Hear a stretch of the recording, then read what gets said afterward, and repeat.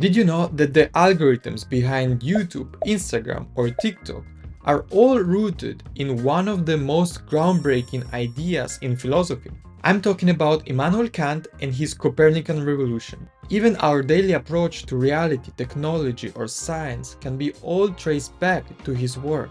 In this video, we'll dive into what could be considered as the greatest intellectual revolution in the history of humanity, and then we'll see how it still shapes our reality nowadays. Hello everyone, I'm Ivan. I'm a philosophy PhD fellow at the University of Freiburg in Germany, and I'm the founder of the Empyrean Academy.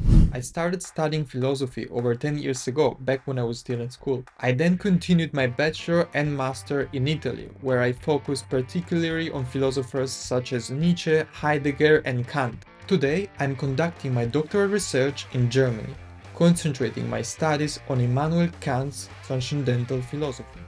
So, who was Kant?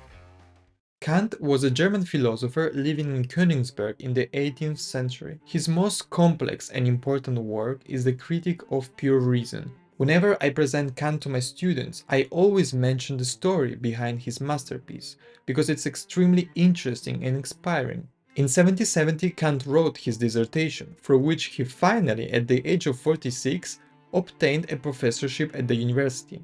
After that, he suddenly disappeared from the intellectual world for more than 10 years. What did he do during all these years, named by the critics usually as the Silent Decade? A letter that he wrote to his friend Marcus Hertz on the 26th November 1776 partially reveals the mystery. People of all sorts have been criticizing me for the inactivity into which I seem to have fallen for a long time, though actually I have never been busier with systematic and sustained work since the years when you last saw me. From this letter, we understand that Kant was working on a very important project, something that Kant himself defines as groundbreaking in the history of humanity. And finally, after 10 years of intense work, Kant publishes his masterpiece, Critique of Pure Reason.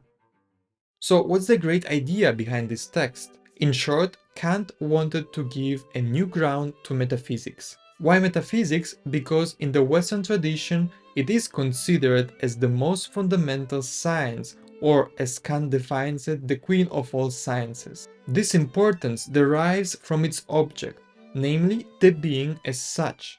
While all the other sciences treat the being from a certain perspective or in a certain domain, the metaphysics has to do with the being besides a certain interpretation, the being as such. But here comes the problem. While all the other sciences keep making progress, metaphysics is stuck in the same place since its origins. Kant realizes that metaphysics needs a new method, a new ground, and if sciences work well and they make progress, maybe this method could be taken from the sciences. Now the question is, what exactly Kant takes from the sciences? What is the great idea that he sees behind their progress? Let's take a look for a second at Galileo's scientific method. He is considered nowadays the father of the modern science. His method is based on 3 fundamental steps. You make a hypothesis, then you test it with an experiment, and then you deduce and formulate a law.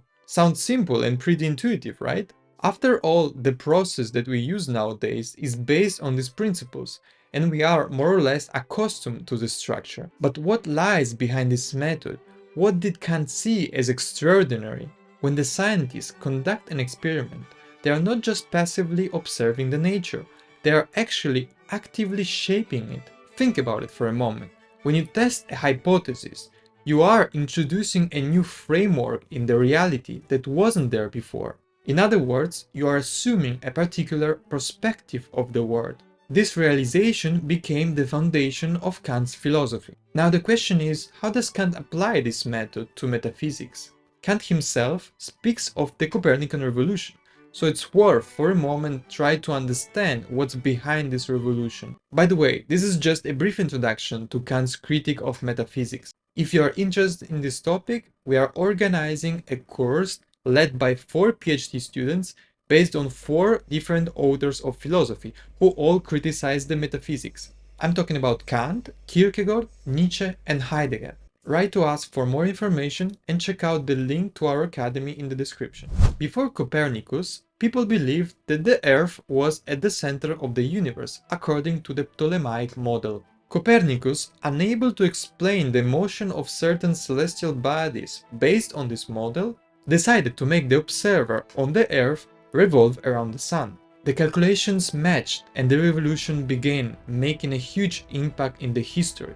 The man was no longer at the center of the universe. Kant did something similar in philosophy.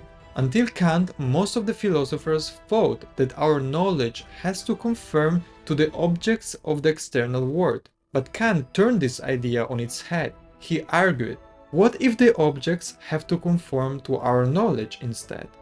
Kant is trying to teach us that the way we experience the world is not passive. Instead, our mind actively shapes the reality. Kant writes in his Critique of Pure Reason, "Up to now it was assumed that all our knowledge must conform to objects, but all attempts to establish something a priori about them by means of concepts, something that would extend our knowledge, ended in failure because of this assumption. So let us try for once whether we do not get further with the problems of metaphysics by assuming that the objects must conform to our knowledge, which would better agree with the desired possibility of a priori knowledge of these objects, which establishes something about them before they are given to us." Here lies the fundamental idea of the Copernican Revolution, not adapting ourselves as subjects to the objects, but on the contrary adapting the objects to us and our subjective structure. According to Kant, humans possess cognitive universal structures, such as time and space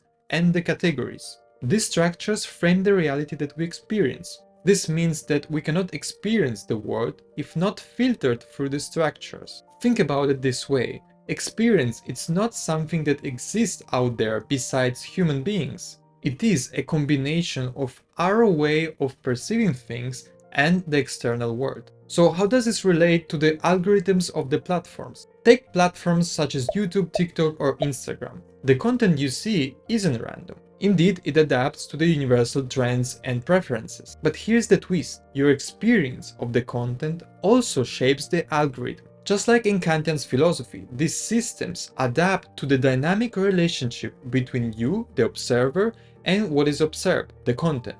Reality, in this case the platform, is structured around your own personal perspectives while still maintaining this universal pattern. Thank you for watching this video. Let me know in the comments what do you think about the Kantian revolution and if you think it is the greatest revolution in the history of humanity. I'm Ivan and this is the Empyrean Academy.